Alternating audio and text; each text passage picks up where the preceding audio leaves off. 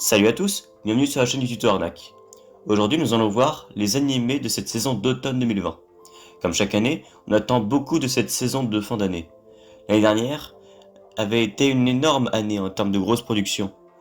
Mais cette année a aussi pas mal de choses à nous proposer. Je vous ai fait une petite sélection de la liste d'animés importants sortant cette saison. Pour commencer, il y a la saison 4 de Haikyuu, déjà bien entamée.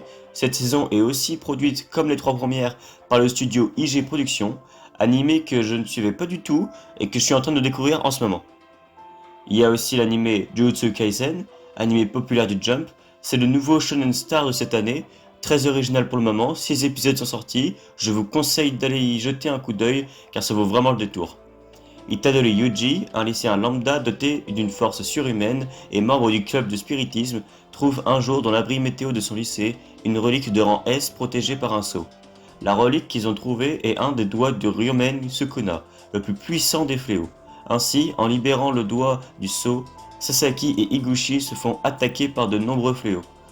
Yuji apprend l'existence des fléaux, retourne au plus vite possible au lycée en compagnie d'un exorcisme pour sauver ses amis des griffes du fléau. Lors d'un affrontement avec un fléau assez puissant, il fait le choix d'avaler la relique pour éviter de perdre la relique.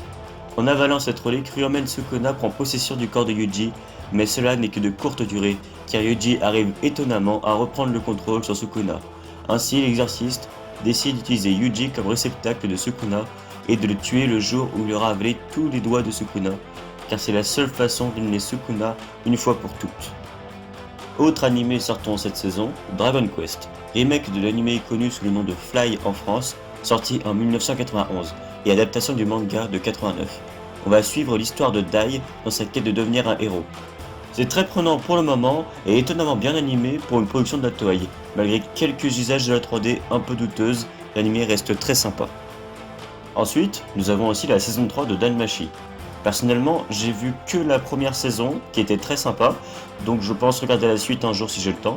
Cet animé est produit par JC Staff, qui vont d'ailleurs adapter Eden Zero, un manga fait par Hiro Mashima, le même auteur que Fairy Tail.